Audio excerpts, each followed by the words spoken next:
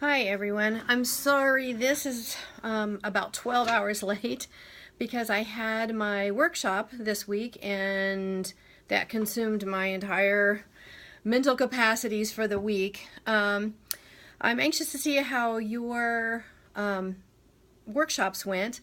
Mine, it started out rough because when I got to the church, their Wi-Fi wouldn't work. And I had downloaded my PowerPoint on my laptop, but some of the videos I wanted to show needed internet connection. So I had to scramble, figure out how to do a hotspot on my phone. And then something happened with my laptop, so it would not project. It would project my PowerPoint, but not the videos on the screen. And I got there and found out that the extension cord I had brought with me was just a 2-prong and not a 3-prong that the projector required. So I was very frazzled when I started the workshop. So if you have not done your workshop yet, I would recommend that you take your own equipment with you because you cannot depend on something being there. But all in all, I think it went well. It was just a little stressful in the beginning. So, I wish I had gotten there I got there about 45 minutes before it started, but I probably should have been there a little earlier just to go through all the PowerPoint and all the videos on screen and so forth. But that first workshop is over, and now I'm more prepared for the second one. So as far as the reflective questions, one of the first things that it asked was what the purpose of an evaluation is. And let me tell you, after doing this first workshop and getting back my evaluations, I could see exactly where my weaknesses were. And one of those was in the technology, because I had put that as one of my questions for evaluation. And it was a little distracting that we all had to kind of watch the videos on my laptop instead of the screen, which had the PowerPoint on it. So I know that I needed to really work on that. Another evaluation point that I got was that I talk too fast. I can tell that I'm even talking too quickly in this video. I tend to do that if I get a little nervous, and I feel like I had a little too much information in my workshop.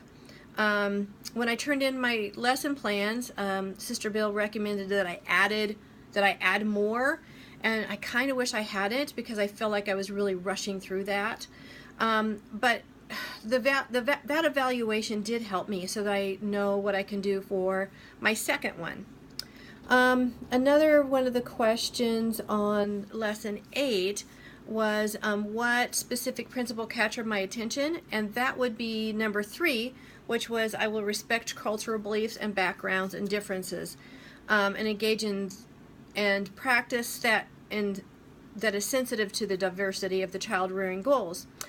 I think I've told you before that I have children that live all over the globe, and they tell me that there's way different practices in different parts of the world as far as child rearing goes.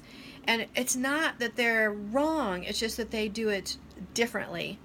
The only time that it is wrong is if it would affect the health and welfare of the child.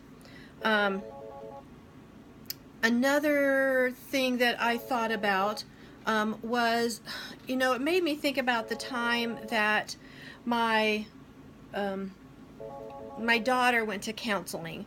And we live in Indiana, so there aren't a lot of members of the church.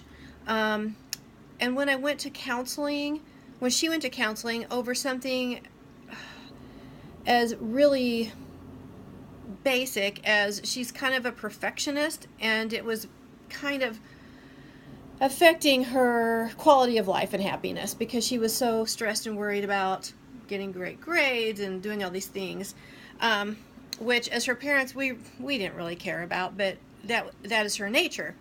So when she went to a counselor, the very first counselor she went to told her that her religion was the problem and that the church fostered feelings of guilt and shame. And so therefore, children in the Mormon church feel that they have to be perfect in everything. Fortunately, my daughter was 16 and strong enough in her faith that she pretty much just got up and walked out. She told me about it, and we never went back to that person again. But that made me think of this question and why we should respect child rearing practices. That counselor definitely did not respect our child rearing practices, which I feel like in the church are wonderful, but he saw it a different way. So as educators, we need to respect the traditions, backgrounds, and religions of those that we come in contact with. And in lesson 8, let's see, that is the same kind of thing as why it's so important that whatever training we understand our limits and boundaries and work with families. For one thing, I don't think it's our responsibility to insinuate ourselves into a family life. We can help as far as they will allow us to help them. We can give guidance and as far as they allow for guidance, but it's not our place to insinuate. Another thing is that if we cross boundaries and we take sides with one person over another, the trust is going to be lost. It is very important for us to be impartial so that we can be trusted by the members of the family. When we get so involved, our focus becomes a little blurred. We tend to be a little more biased to one side or the other, and that will not make for helping the situation. It'll probably escalate the problem. So, thanks, and I will see you guys next time.